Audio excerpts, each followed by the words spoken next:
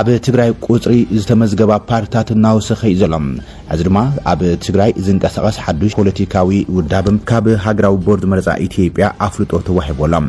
ኢሮብ ማብሎ ዲሞክራሲያዊ ፓርቲ መበል 19 ኣብ ትግራይ ዝንቀሳቐስ ውድብ ኮይኑ ምምስራቱ ተፈሊጠሎም እቲ ፓርቲ ኣብ ዘውፅኦ መግለጺ መስከረም 30 2018 ዓመተ ምህረት ካብ ቦርድ መረፃ ምዝገባ ቅድመ ኣፍልጦ ከም ዝረኸበዮም ኢሮብ ማብሎ ዲሞክራሲያዊ ፓርቲ ንመሰል ብሄረሰብ ኢሮብ ቀዳምነት ሂቡ ከም ዝቃለስ ይገሊጹ ዘሎም በዚ ድማ ኣብ ትግራይ እቲ ኣፍልጦ ካብ ቦርድ መረፃ ኢትዮጵያ ዝተሰረዘ ህወሓት ሓዊስካም ዓረና ባይቶና ሳወት ብልጽግና ቀንጭም ዓዴፓ ትዴፓ ወለዶም ስምረት ናጽነት ራያ ራዩማም ፎረም ምንቅስቃስ ፓርቲ ኢትዮጵያን ሹም ተንቤን ሽረታይ ኢሮብ ማብሎም ሰብዓ እንደርታ አክሱማይ ዋዕላ ሓዊስካም 19 ውድባት ፖለቲካ ይንቀሳቀሰለዋ ማለት ሹም ትግራይ ማእከል ገይሮም ካብ ዝንቀሳቀሱ ውድባት ተጠቀስቲ ኮይኖም ካብዚኦም ህወሓት ዓዴፓ አክሱማይ ዋዕላ ቦርድ መረፃ ኣፍልጦም ከም ዝመንጠለ ዝፍለጥ እዮም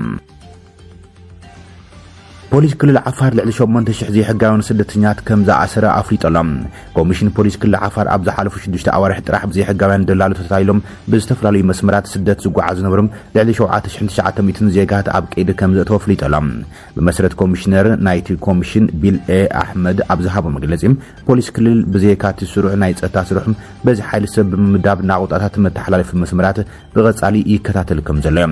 بمسرت مبرهت كوميشنر اتوم زعسرو زيغات بناي بعلو وصايتات مغعزيا كوميشن بوليس كل عفارن بعجبا ابلاتنا بموقل كبابيوم كم مستملسشم ازوم مستملسو سبات نا بموقلاو كبابيوم كم كومبلشام علاماتا مقله كميسي ادامان كم مستملسو يغليصم يخون برم بغسي غبنات يحغاو مسغار دق سبات كاب كل عفار وصاي مخانو اتي كوميشنر ابراهام مبزحتم توغعزتي كاب غربابتي كللات مالتون كاب تግራይ አምሐራም ኦሮሚያን ከምዝመጹም ዝገለጹ ኮይኖም እቶም ደላለ ድማ ኣብዘን ከባቢታት ስለዝንቀሳቀሱ እትገበን ካብ ስሩን ሙጋድ አጸጋሙ ኮይነን ሌሎም ለጸገም ምፍታሕ ቀረባዋን ምስክል አምሐራ ሓበራዊ ስምምዕነት ተፈራሪሞም ናይ ሓባር ስራሕቲ ከም ተጀመረ ይብርሁ እቲ ኮሚሽን ተወሳኺ እቲ ኮሚሽነር ኣብ ዝተፈላለዩ ማሕበራዊ መራኸቢታት ኣብ ልዕሊ ፖሊስ ክልል ዓፋር ዝቀረቡ ናይ ሓሶት ዝበሉ ክስታት ነጽይጓም كل عفار يكون محاورو عبزي قبناو تكبرات تساتفو سلازي بلوم ناتي كل كم تحلال في المنجد بمتقام مسودو زلو قربت ابقمت بمتاو مثلي بوليس نمصلام زغبر صحاد تقبال نتي يبلن يلوم اموداتا بوليس كل عفار كابزخون اوان العالم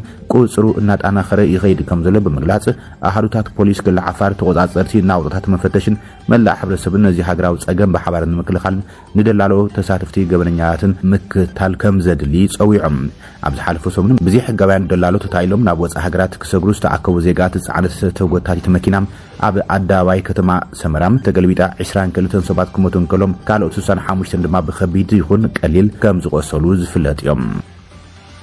هدما مرحي عمز تحيدات بسعود عرب زمراح الفنتي مرحي STC الزوبيدي بسومايلاند ابيلو ناب امارس عرب كم زهادم غليصم ابيمن بسعود عرب زمراح الفنتاوي حيلي مرحي نايتم غنصال زدليم دهواوي مسغاغري بيت مخي ويدما STC ابرياد كاي تحاسيب زنبره زرب سلام دحري مزنغع بسومايلاند ابيلو ناب حبرات امارس عرب كم زهادم فليطم اتتمرت اب زرغحم مغلصيم ايدروس الزوبيدي تمال ربعيو كابيمن عادن بيلو ناب ودب بربرا سوماي لاند استبغست مركب تسقيلم اب موت ليتي امريتو كبليو غليصم بدحرزي الزوبيدي مسمو كونات امارات عرب اب نفاريت تسقيلم نابرسه كتما سوماليا مقادشو كم زبررن اتا نفاريت اب دعلو وشمت اومان زنبره ناي مللي سرعاتات تطفيام دحريو اب دابي اب زركب وتحدراو معرفن فرتيم ال ريف قدبي مصحم نتي رادار كم زطفوتيو اتمغلص زملكت كاب اتش يكون كاب امارات عرب اب زغداي مسرت بمغبار اسو هابريت هيلن اسو غمتزي انت ترغاغيصم نتي باب دابي زدغف اتش ابور تحت حساب لعلتي برياد زدقف وتحدرات منغس يمن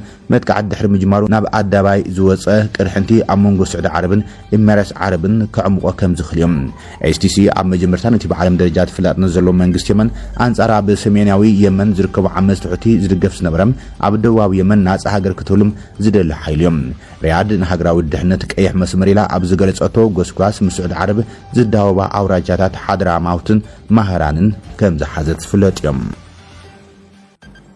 ኣሜሪካ ኣብ ልዕሊ ናብ ሃገራ ዝኣቱ ዜጋታት ኣፍሪቃ ተወሰኸ ክፍሊት ቪዛ ኣዳልያላ እቲ ኣብ ዝሓለፈ ዓመት ኣብ ወርሒ ሓምለ ተግባራዊ ዝኾነ ናይ ቦንድ ረዋሕም ዜጋታት ዝተወሰነ ሃገራት ቪዛ ኣሜሪካ ክሓቱ እንከሎም ክሳብ $15,000 ዝበፅሕ ቦንድ ክገዝኡ ዝጠልብ እዮም እቲ ኣብ መረብ ሓበሬታ ሚኒስትሪ ጉዳያት ወፃኢ ኣሜሪካ ዝተዘርግሐ ዝርዝር 38 ሃገራት ዘጠቃልሉ ኮይኖም ካብዚኣተን እተን 24 ኣፍሪቃውያን እየን ኣብዚ ሕዚ እዋን መንግስቲ ኣሜሪካ ኣልጀሪያ ኣንጎላ ባንግላዴሽ ቤኒን ብሩንዲ ኬፕ ቨርደም ኩባ ጅቡቲ ዶሚኒካን ሪፐብሊክ ፊጂ ጋቦን አይቮሪ ኮስት ኪርጊስታን ኔፓል ናይጄሪያ ሴኔጋል ታጃኪስታን ቶጎ ኡጋንዳም ቫኑዋትን ቬንዙዌላን ዚምባብዌን ወሲኾም በመሰረት እዚ ስርዓት ዜጋታት ናይተን ስሩዕ ናይ ቢ1 ቢ2 ናይ ስራሕ ናይ በጻሕቲ ቪዛ ዘመልክተ ሃገራት ከከም ውሳነ ናይቲ ኣብ ጉዳይም ዝመርሕ ሓላፊ ቪዛም $5,000 $10,000 ወይ ድማ $15,000 ቦንድ ከቕርቡ ክግደድ እዮም እቲ ዝሓለፈ ዓመት ኣብ መወዳእታ ወርሒ ሓምለ ዝተኣወጀ ስርዓት ቪዛ ብቐንዱም ንቡታን ቦትስዋና ሪፐብሊክ ማእከላይ ኣፍሪካ ጋምቢያ ጊኒ ቢሳው ማላዊ ሞሪታንያ ናሚቢያ ሳኦቶምን ፕሪንሲፕን ታንዛኒያ ቱርክሜኒስታን ዛምቢያን ዝምልከት እዮም እቲ ኣብ እዋን ምሕታት ቪዛ ዝድለ ቦንድ ኣመልከቲ ቪዛ ከም ዝረኽቡ ውሕስነት ዝህብ ኣይኮነን እቲ ቪዛ እንተተኸልኪሉ ወይ እንተተዋሂቡ ድማ ካብ ኣሜሪካ ምስተበገሱ ዝምለሰሎም እዮም መንግስቲ ኣሜሪካ ናይ ቪዛ ጠለብ ኣብ ልዕሊ ዜጋት 38 ሃገራት ኣንቢርዎ ዘሎም ቪዝኦም ልዕሊ ዓቐን ዝጸንሑ ሰባት ንምቁጻር ዝዓለሙ ምዃኖም ሰበስልጣናት ዋይት ሃውስ ዝገልጹ እቲ ጠለብ ግን ኣብ ልዕሊ ናብ ኣሜሪካ ዝገሹ ሰባት ስድራ ቤቶም ስራሕን ካልእ ዕላማን ንምብጻሕ ዝገሹ ሰባት ገንዘባዊ ጾር ስለ ዘስዕበሎም ንመገሽኦም ስለ ዝዕንቅፍ ይንቀፍ እዩ ዘሎ ዶናልድ ትራምፕ ስልጣን ካብ ዝሕዝ እንድሓር መንግስቲ ኣሜሪካ ናብ ኣሜሪካ ንዝገሹ ወጻእተኛታት ዜጋታት ዝያዳ ጽኑዕ ኣገባባት ተግባራዊ ብምግባር በኣካል ቃለ መሕት ምግባርን ኣብ ማሕበራዊ መራኸቢታት ዝርጋሕ ጽሑፋት ምጽራይን ሓዊስዮም ካብተን ሕጂ ዜጋታት ናብ ኣሜሪካ ክገሹ ከመልክቱ ከለው $15,000 ተቐማጢ ገንዘብ ክኸፍሉ ዝግደዱ ሃገራት ዳርጋ ክልተ ሲሶም ሃገራት ኣፍሪቃን ኣሜሪካ ኣብ መወዳእታ ወርሒ ሕዳር ዝወፀ እገዳ መገሻም ሓያሎ ሃገራት ኣፍሪቃ ዘጠቃልሉ ኮይኖም መንግስቲ ኣሜሪካ ሃገራዊ ድሕነታት ምሕላው ኣብ ዝገብሩ ዘለ ጻዕሪ ኣብ ልዕሊ ቡርኪና ፋሶ ማሊ ኒጀርን እገዳ መገሻ ከም ዘንበረ ዝፍለጥ እዮም ይኹን እምበር ኣሜሪካ ኣብ ልዕሊ ዜጋትን ዝወሰደቶም እገዳ መገሻ ስዒቦም እተን ሰለስተ ሃገራት ምዕራብ ኣፍሪቃ ድማ ሕነ ብምፍዳይ ኣሜሪካውያን ዜጋታት ናብ ሃገረን ዝኣትውሉ ቪዛ እገዳ ከም ዝገብራ ዝፍለጥ እዮም እዚ ከምዚ ኢሎም ከሎ ድማ ኣሜሪካ ኣብ ልዕሊ 17 ኢትዮጵያውያን ዜጋታት ክልከላ ቪዛ ከም ዝገበረት ተገሊጸሎም ኣሜሪካ ቅድሚ ሻምፒዮን ዓለም መቋረፂ ሃገር ወይ ድማ ክሮስ ካንትሪ ሻምፒዮን ውድድር ን17 ኢትዮጵያውያን ኣትሌታት ቪዛ ክልኪላ ኣብ ኣዲስ ኣበባ ዝርከብ ኤምባሲ ኣሜሪካ ብውሕዱም 17 ኢትዮጵያውያን ኣትሌታት ቪዛ ብምኽላእ ኢትዮጵያ ኣብ 2026 ኣብ ኣሜሪካ ኣብ ዝካየድ ውድድር ሻምፒዮን ዓለም ክሮስ ካንትሪ ሙሉእ ትሕቲ 20 ዓመት ጋንታት ክትቀርብ ከም ዘይትኽእል ጸብጻብ ሌትስራን.com ኣመልኪቶሎም እዚ ቪዛ ምንጻግ ድማ ኢትዮጵያ ኣብ ሻምፒዮን ዓለም ክሮስ ካንትሪ ኣብ ውድድራት ጁኒየር ንነዊሕ እዋን ዝጸንሐ መስርዕ መዳልያት ኣብ መወዳእታም ከብጽሓ እዩ ማለት እዩ እቲ ሃገር ካብ 1982 ጀሚራ ኣብ ነፍሲ ወከፍ ሕታም ኣብ ውድድር ትሕቲ 20 ደቂ ተባዕትዮም ካብ 1990 ጀሚራ ድማ ኣብ ውድድር ትሕቲ 20 ደቂ ኣንስትዮዮም መዳልያ እናረኸበት እያ መጽያ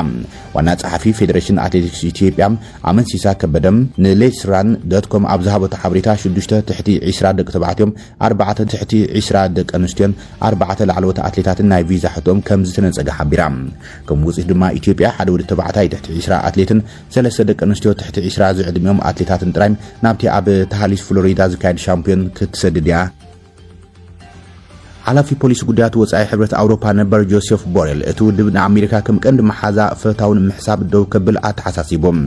ቦሬል ነዚ ዝገለጸ ምስ ስጳኛዊት ፈነወ አንቴና ሰለስተም ኣብ ዝገበረ ቃለ ምሕት ኮይኑ ኣብ መንጎ ዋሽንግተን ብራስለስን ብዛዕባ ዲጂታላዊ ፖሊሲታትን ጉዳይ ግሪንላንድን ወጥሪ ኣብ ዝሒለሉ ዘለዋን እዮም